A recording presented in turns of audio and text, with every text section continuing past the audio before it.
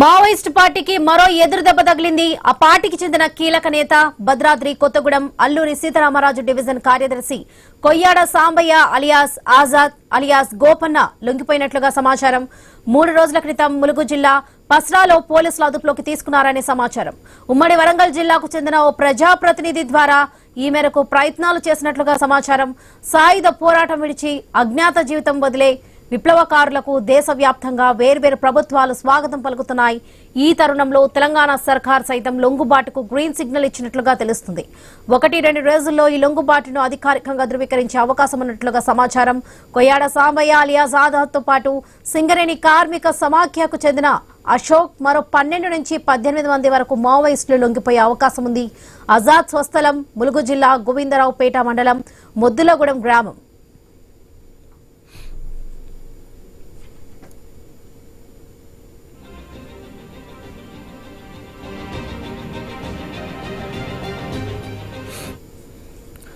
Maoist పార్టీకి మరో ఎదురుదెబ్బ తగిలింది. ఆ పార్టీకి చెందిన కీలక నేత భద్రాద్రి కొత్తగూడెం అల్లూరి సీతారామరాజు డివిజన్ కార్యదర్శి కొయ్యాడ సాంబయ్య అలియాస్ ఆజాద్ అలియాస్ గోపన్న లొంగిపోయినట్లుగా సమాచారం. ఇదే విషయానికి సంబంధించి పూర్తి అప్డేట్స్ మా ప్రతినిధి నవీన్ అందిస్తారు. ఎస్ నవీన్. వరలక్ష్మి, మనం చూడొచ్చు మావోయిస్ట్ పార్టీకి మరో బిగ్ షాక్ అని చెప్పుకోవచ్చు. తెలంగాణ కమిటీకి చెందిన తెలంగాణ రాష్ట్ర కమిటీలో కీలక నేతగా ఉన్నటువంటి ఆజాద్, అదేవిధంగా భద్రాద్రి కొత్తగూడెం జిల్లా అల్లూరు జిల్లా డివిజన్ కమిటీ కార్యదర్శిగా వ్యవహరిస్తున్నాడు. ప్రస్తుతానికి ఆయన లొంగిపోతున్నట్టుగా తెలుస్తుంది. డీజీపీ తెలంగాణ డీజీపీ ఎదుట తన లొంగిపోవడానికి మొత్తం కూడా సర్వం సిద్ధం చేసినట్టుగా తెలుస్తుంది. ఇప్పటికే అజ్ఞాతం నుంచి బయటకు వచ్చినట్టుగా తెలుస్తుంది. పూర్తి స్థాయిలో కూడా తెలంగాణ పోలీసులు భరోసాతోటి తను లొంగిపోతున్న పరిస్థితి కనబడుతుంది. పూర్తిగా ఈయన అజ్ఞాతంలో దాదాపు 93లో అజ్ఞాతంలోకి వెళ్ళాడు. దాదాపుగా 30 సంవత్సరాల పైన కూడా అజ్ఞాతంలో గడిపిన పరిస్థితి కాబట్టి అంచెలంచెలకు కూడా తను పార్టీలో ఎదిగాడు. పార్టీలో జరుగుతున్నటువంటి ఏదైతే ఉందో ఇప్పుడు పరిణామాల నేపథ్యంలోనే తను లొంగిపోతున్నట్టుగా తెలుస్తుంది. అయితే తనతో పాటు మరికొంతమంది మావోయిస్టులు లొంగిపోయే అవకాశం ఉందని చెప్పేసి కూడా చెప్తున్నారు. ఎందుకంటే ఆజాద్ రాష్ట్ర కార్యదర్శి ఆయన రేసులో గతంలో కూడా ఉన్నటువంటి పరిస్థితి కాబట్టి పూర్తి స్థాయిలో కూడా ఆయనకి ఆ పదవి దక్కలేదని అప్పటి నుంచి ఇప్పటి వరకు కూడా పూర్తిగా కూడా పార్టీ మీద చిన్న విమర్శలు కూడా చేస్తున్నాడు. పూర్తిగా పార్టీకి సంబంధించినటువంటి ఆయన ఒక డివిజన్ కమిటీకి పూర్తిగా ఆయన అంకితం చేయడంతో కూడా ఆయన పార్టీ పైన కొద్దిగా విమర్శలుగా ఉన్నాడు, వ్యతిరేకత ఉన్నట్టుగా తెలుస్తుంది. గతంలో ఆజాద్ పూర్తి స్థాయిలో కూడా మావోయిస్ట్ పార్టీకి సంబంధించినటువంటి అప్పటి రాష్ట్ర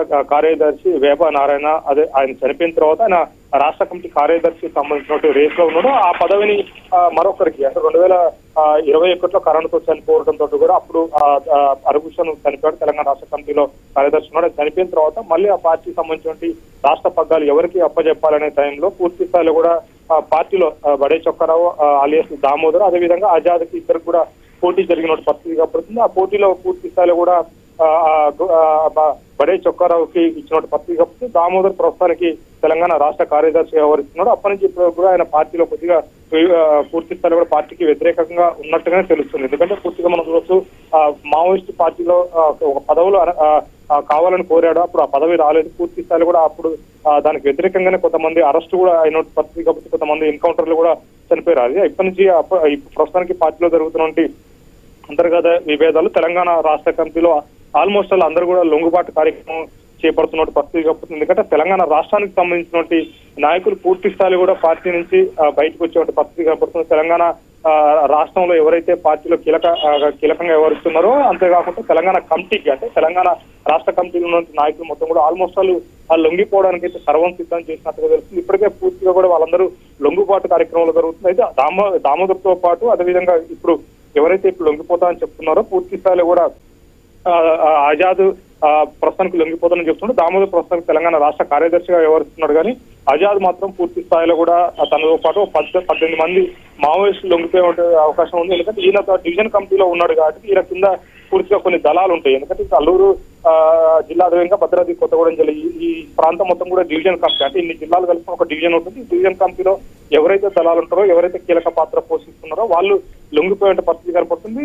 ఆజాద్ తో పాటు వాళ్ళు కూడా అంతా కూడా లొంగిపోయే పరిస్థితి కనబడుతుంది. బీజేపీ దగ్గర లొంగిపోవడానికి అయితే ఇప్పటికే సర్వం సిద్ధం చేశారు. అయితే దీంతో పాటు అంటే ఎవరు అశోక్ అనే వ్యక్తి అంటే ఆజాద్ తో పాటు అశోక్ అనే వ్యక్తి కూడా లొంగిపోయే పరిస్థితి కాబట్టి ఈ కాసలో పూర్తిగా కూడా ఆయన నాయకత్వం వహిస్తున్నాడు అశోక్ తో పాటు మొత్తం కూడా ఆజాద్ అశోక్ తో పాటు మరో 18 మంది లొంగిపోవడానికి అయితే మావోయిస్టులు సర్వసిద్ధం చేసినట్టుగా తెలుస్తుంది. పూర్తి స్థాయి కూడా వీళ్ళు వెపన్స్ తో లొంగిపోతారా లేదంటే వెపన్ లేకుండా లొంగిపోతారన్న దాని మీద కూడా ఒక ఉత్కంఠ అయితే కొనసాగుతున్నట్టు పరిస్థితి కాబట్టి ఎందుకంటే పార్టీలో ఏర్పడినటువంటి వివాదాల నేపథ్యంలో పూర్తిగా వీళ్ళు లొంగిపోతున్నారు. అంతేకాకుండా తెలంగాణ రాష్ట్రానికి సంబంధించినట్టు నాయకత్వం కూడా పూర్తి స్థాయిలో కూడా మనం చూసుకుంటే ఇప్పుడు 10ల సంఖ్యలో మాత్రమే మావోయిస్ట్ పార్టీలో ఉన్నట్టు పరిస్థితి కాబట్టి పూర్తిగా 30 నుంచి 35 మంది మాత్రమే మావోయిస్టులు తెలంగాణ రాష్ట్రానికి చెందినటువంటి వాళ్ళు ఉన్నారు. పూర్తిగా వాళ్ళు కూడా లొంగిపోయే పరిస్థితి కాబట్టి కానీ కొంతమంది కీలక బాధ్యతలు వహిస్తున్నారు. ప్రస్తుతానికి తెలంగాణ రాష్ట్ర కార్యదర్శి వ్యవహరిస్తున్నటువంటి దామోదర్ ఉన్నాడు. అంతేకాకుండా కేంద్ర కమిటీ కార్యదర్శిగా కూడా ప్రస్తుతానికి తిరుపతి కూడా ఉన్న పరిస్థితి కాబట్టి ఆయనతో పాటు కొంతమంది నేతలు ఉన్నారు. అయితే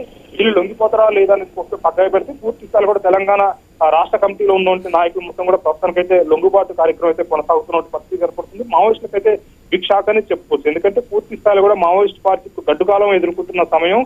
అంతేకాకుండా కేంద్ర ప్రభుత్వం ఒక టాస్క్ ఇచ్చింది. ఎందుకంటే 2026 కల్లా పూర్తి స్థాయి కూడా మావోయిస్టు సంబంధించిన వామపక్ష తీవ్రవాద ప్రాంతాలు ఏ రాష్ట్రాలు ఉన్నాయో అంతా కూడా వామపక్ష తీవ్రవాదం లేకుండా చేస్తాం, మావోయిస్ట్ పార్టీని లేకుండా చేస్తామని చెప్తున్న టైంలో వీళ్ళందరూ కూడా పార్టీని వీడి లొంగిపోతున్నారు. కొంతమంది మాత్రం అజ్ఞాతం వదిలే పరిస్థితే లేదని చెప్పేసి కూడా చెప్తున్నారు. వీళ్ళకి జనజీవన స్రవంతిలోకి పోతున్న పరిస్థితి కాబట్టి అయితే ఇప్పటి వరకు కూడా మనం చూసుకున్నట్టయితే ఆజాద్ మీద పలు కేసులు కూడా ఉన్నటువంటి పరిస్థితి మనం చూస్తున్నాం. భద్రాద్రి కొత్తగూడెం జిల్లాతో పాటు అటు ఉమ్మడి ఖమ్మం జిల్లా ఉన్నప్పుడు ఉమ్మడి వరంగల్ జిల్లాలో అనేక విధ్వంసాలకు పాల్పడ్డాడు ఆజాద్. చాలా పోలీస్ స్టేషన్లపై కూడా దాడులు చేసినటువంటి పరిస్థితి కనపడుతుంది. కానీ ఇప్పుడు ఆయన లొంగిపోతారు కాబట్టి ఖచ్చితంగా ఆయన పై ఉన్నటువంటి కేసులు మొత్తం కూడా కొట్టివేయడం అంతేకాకుండా మాఫీ చేయడం జరుగుతుంది. ఆయనకి అజ్ఞాత వీడియో వస్తున్నాడు కాబట్టి పూర్తి స్థాయిలో కూడా జనజీవన సంస్థలో కలుస్తున్నాడు కాబట్టి ఆయన పునరావాస కేంద్రం కూడా రాష్ట్ర ప్రభుత్వం కల్పిస్తుందని చెప్పేసి కూడా చెప్తున్నారు. ఏదైనా మావోయిస్ట్ పార్టీకి అయితే బిగ్ షాక్ అని చెప్పుకోవచ్చు. Varalakshmi. Right Naveen, thank you.